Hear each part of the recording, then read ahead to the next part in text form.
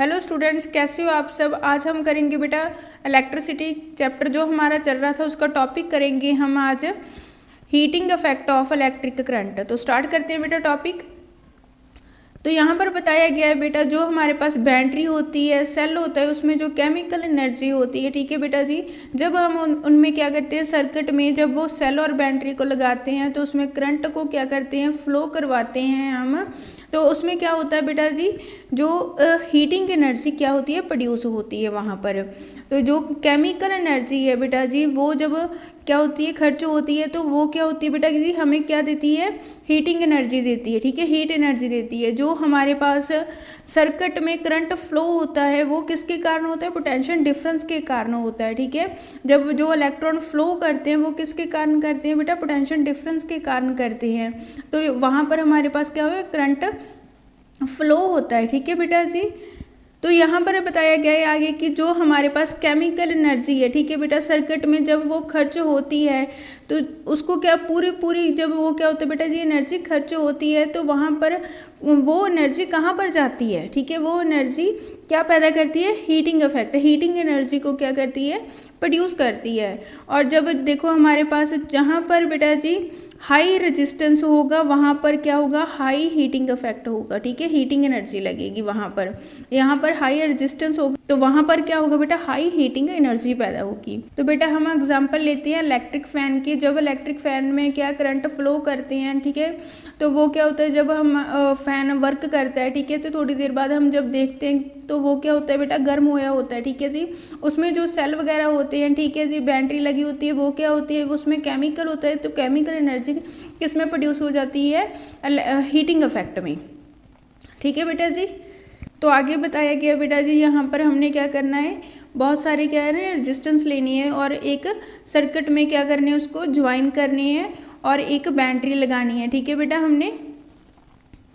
और जब हम यहाँ पर करंट फ्लो करेंगे तो जो हमारे पास यहाँ पर इलेक्ट्रिक करंट जाएगा तो वहाँ पर क्या होगा बेटा जी, इसमें कोई भी बल्ब वगैरह नहीं लगाया है, वो क्या किस में कन्वर्ट हो जाएगा, हीट में। जो हमारे पास इलेक्ट्रिक करंट है, ठीक है जी, वो जो इसमें जो एनर्जी है वो एनर्जी पूरी खपत होके, ठीक है, कहाँ पर कन्वर्ट हो जाएगी, हीट में कन्वर्ट हो जाएगी। तो इसको कहते हैं हम heating effect of electric current, ठीक है बेटा। तो यो हम डिवाइस यूज़ करते हैं इसमें, जो इलेक्ट्रिक हीटर होता है, इलेक्ट्रिक आयरन होती है, इसकी क्या है एक एग्जांपल दी हुई है, ठीक है बेटा। तो आगे है बेटा जी हमारे पास जो सर्किट है उसमें जो करंट है बेटा आई फ्लो कर रहा है, जो रेजिस्टेंस है वो आर लगा हुआ है, पोटेंशियल डिफरेंस क्या है वी है, और टाइमिंग क्या है टी क्या है, वो टाइम है, क्यू क्या है बेटा, चार्ज फ्लो हो रहा है, और वर्क जो वर्क कर रहे हैं, वर्क डन क्या है, पोटेंशियल डिफरेंस क्या होता है, V is equal to W upon Q. जो वर्क क्या है वहाँ पर इसको V के साथ मल्टीप्लाई कर दो, पोटेंशियल डिफरेंस इनटू चार्ज होता है, ठीक है बेटा जी। तो यहाँ पर जो हमारे पास सप्लाई है, ठीक है, एनर्जी की, वो किसके इक्वल होती है, V क्यू टाइम्स के इक्वल होती है। तो आगे बेटा जी यहाँ पर पावर का फॉर्मूला है, पावर क्या है, V I के साथ एक्सप्रेस किया जाता है उसे हम। तो आगे करते हैं बेटा, यहाँ पर जो हमारे पास H है, H रिप्रेजेंट किसे कर रही है, हीट को कर रही है, V पोटेंशियल डिफरेंस है, I करंट है, T टाइम है। जो हीट है, हीट एनर्जी है, वो किसके इक्वल होती है, potential difference current into time की इक्वल होती है।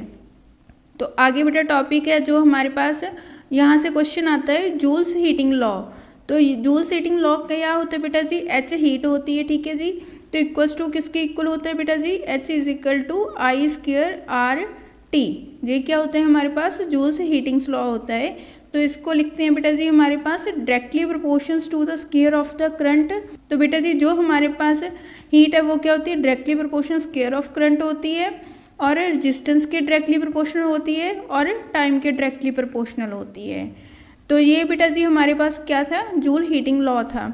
तो ये बेटा जी पूछा गया है क्वेश्चन हमारे पास, ये 3 मार्क्स का क्वेश्चन आया हुआ है CBSE बोर्ड में। तो बेटा अब न्यूमेरिकल करते हैं हमारे पास।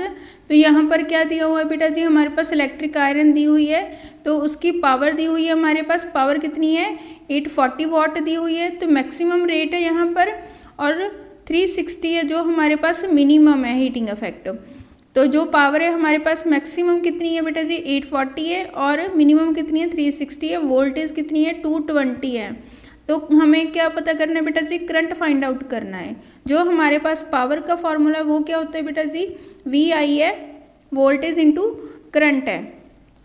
तो यहाँ से हमने करंट को फाइंड आउट करना है, तो P upon V, power upon क्या हो जाएगा, वोल्टेज हो जाएगा। तो पावर कितना है हमारे पास, 840 है। फर्स्ट पावर हमारे पास जो कितनी है बेटा, मैक्सिमम कितनी है 840, और वोल्टेज कितनी है 220 है। तो जब हम कैंसिल करेंगे तो हमारे पास 3.82 एम्पियर आ जाएगा। तो ये हमारे पास मैक्सिमम रेट ऑफ जो हमारे पास पावर थी उसका क्या है, करंट आ गया है।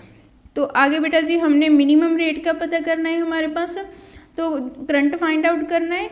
तो हमारे पास जो पावर है वो कितनी दी है, 360 दी है, और 220 क्या है बेटा जी, पोटेंशियल डिफरेंस है। कैंसिल कर दो, 0 से 0 कैंसिल कर दो, और आंसर कितना आ जाएगा हमारे पास, 1.64 एम्पियर आ जाएगा।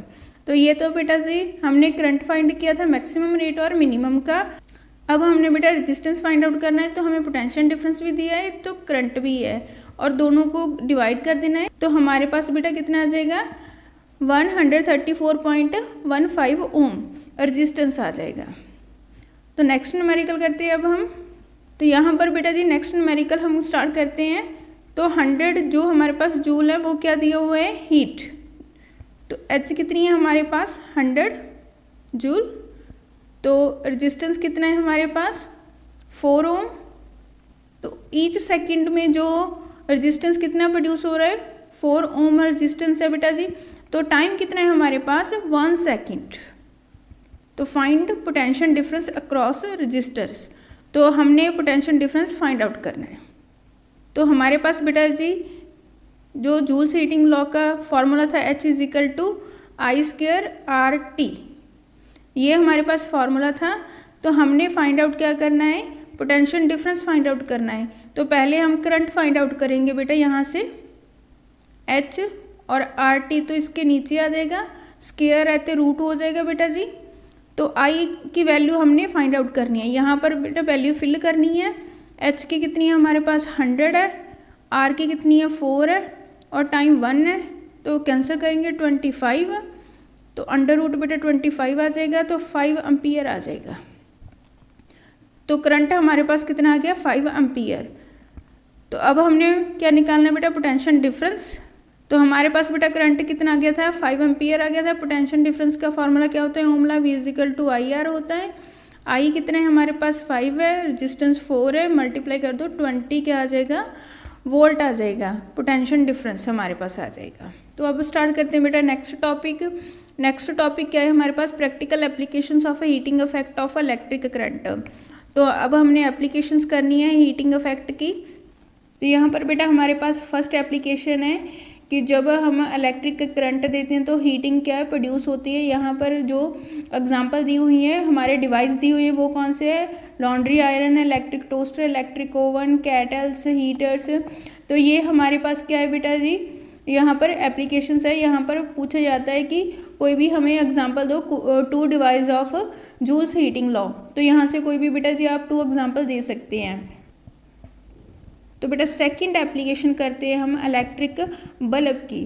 तो जो बल्ब होता है बेटा जी वो किसका बना होता है हमारे पास, उसमें जो फिलामेंट होते हैं वो टंगस्टन के बने होते हैं, और उसमें एक ग्लास लगा होता है, और ग्लास के और जो फिलामेंट है उसके बीच में क्या होता है बेटा जी, इंटरेक्टिव गैसेस होती है, जैसे नाइट्रोजन और आर्गन जैसे क्या होती है बेटा, गैसेस होती है। और जो हमारे पास फिलामेंट है टंगस्टन का बना होता है, उसका जो मेल्टिंग पॉइंट है वो क्या होता है, सबसे हाई होता है बेटा। कितना होता है मेल्टिंग पॉइंट, 3380 डिग्री सेल्सियस होता है। ठीक है बेटा, जो फिलामेंट है वो किसका बना होता है, टंगस्टन का बना होता है। ठीक है बेटा, तो जब हम बेटा करंट को फ्लो करवाते हैं, इसमें जब हम करंट आता है, ठीक है बेटा, तो इसमें क्या होता है, जो हमारे पास जो बल्ब है बेटा वो क्या करता है, ग्लो करता है, और उसमें जो थोड़ा सा बेटा वो तो क्या होता है, लाइट प्रोड्यूस होती है, और ज़्यादातर अमाउंट में हीट प्रोड्यूस होती है इसमें। ठीक है बेटा जी, तो ये बेटा जी एक बल्ब का कैसा कंसेप्ट था हमारे पास।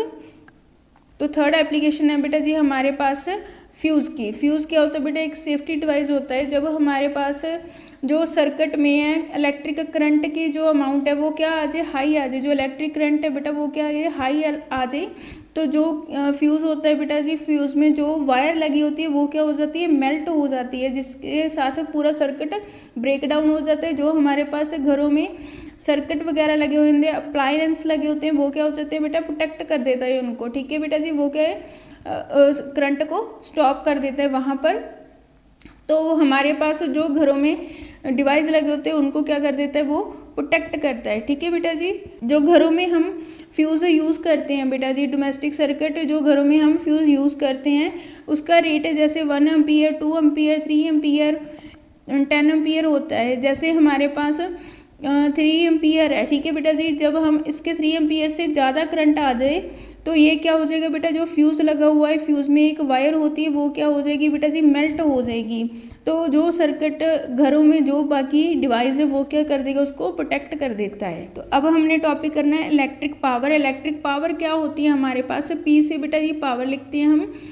तो डूइंग वर्क इज़ पावर। तो पावर क्या होता है बेटा जी, वर्क डन अपॉन टाइम।